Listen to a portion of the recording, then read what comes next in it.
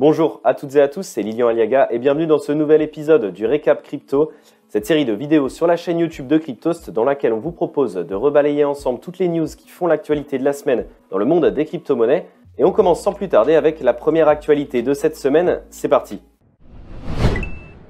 Et on commence en parlant du studio de jeux NFT Animoca Brands qui vient de lever 593 millions de dollars, ce qui porte sa valorisation totale à plus de 5 milliards de dollars. De manière générale, cette levée de fonds devrait servir à l'ensemble de l'industrie des NFT. En effet, Animoca Brands investit énormément dans les entreprises de ce secteur. On peut notamment citer OpenSea, la plateforme d'achat de NFT, mais également Dapper Labs, à l'origine du jeu NBA Top Shot, ou encore Sky Mavis, derrière le jeu Axie Infinity. Et on continue en parlant de Crypto.com qui vit un début d'année assez compliqué. Après avoir fait l'objet de soupçons de piratage en début de semaine dernière, la plateforme a finalement confirmé avoir subi un hack de grande ampleur. Pour retracer les faits, la plateforme a d'abord gelé l'ensemble des retraits de fonds de ses utilisateurs avant de les déconnecter et de leur demander de modifier leur système d'authentification à 2 facteurs, un comportement qui laisse à penser que la plateforme ait pu être hackée. Finalement, quelques jours après, sous la pression des différents médias et sociétés spécialisées en cybersécurité, Crypto.com a publié un communiqué officiel faisant état des dégâts réels de cette attaque.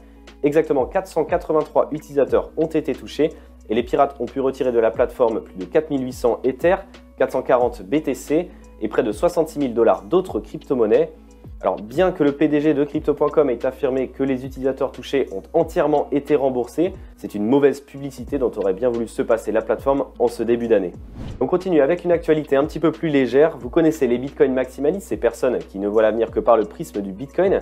Eh bien d'autres crypto-monnaies ont également réussi à se forger une communauté assez solide de maximalistes.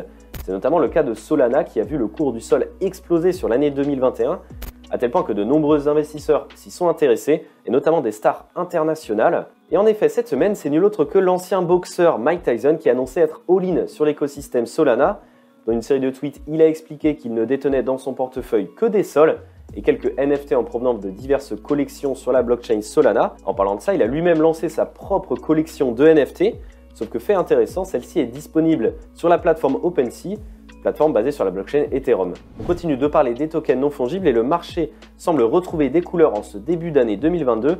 En témoignent les volumes de transactions sur la plateforme OpenSea. À date du 18 janvier, la plateforme d'achat de NFT atteignait déjà les 3,6 milliards de dollars de transactions.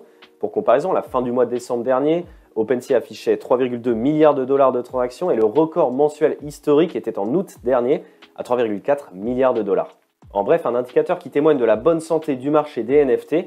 D'ailleurs, fait assez rare pour le secteur, cette explosion des volumes de transactions intervient alors que le cours des principales crypto-monnaies, le Bitcoin et l'Ether, sont en berne sur les dernières semaines et notamment sur les derniers jours. À voir si cette tendance continuera de se prolonger sur les mois à venir. On vous en parlait il y a quelques semaines sur Cryptost, Binance a mis à jour son mécanisme de burn de son token natif, le BNB. Alors pour rappel, le burn, c'est un mécanisme déflationniste qui permet de détruire et de sortir de la circulation des tokens. Jusque-là, Binance choisissait elle-même manuellement le montant de BNB qui était détruit chaque trimestre. Que depuis décembre, une nouvelle formule est entrée en jeu, elle s'appelle l'auto-burn et elle permet de calculer automatiquement le montant de BNB détruit en fonction de la santé de l'écosystème de la Binance Smart Chain. Tout ça pour dire que la semaine dernière, Binance a procédé à son burn trimestriel de BNB et comme d'habitude, les chiffres étaient ahurissants. Cette fois-ci, plus d'1,6 million de BNB ont été brûlés, soit 800 millions de dollars ont été complètement sortis de la circulation. Pour information, CZ, le PDG de Binance, a prévu à terme de détruire 50% de la supply totale initiale de BNB. Et on termine cet épisode avec une actualité un petit peu moins réjouissante, on va parler régulation. Et en effet, il semblerait qu'on se dirige vers une interdiction pure et simple du minage de crypto-monnaies en Europe. Et en effet, cette semaine, le vice-président de l'autorité des marchés financiers, l'AMF, a annoncé qu'il considérait que le minage de Bitcoin, et notamment le procédé de Proof of Work, consommait beaucoup trop d'énergie et devrait tout simplement être interdit.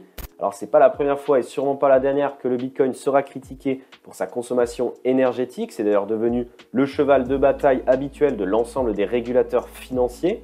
Alors est-il envisageable que le minage de crypto-monnaies soit interdit en Europe ?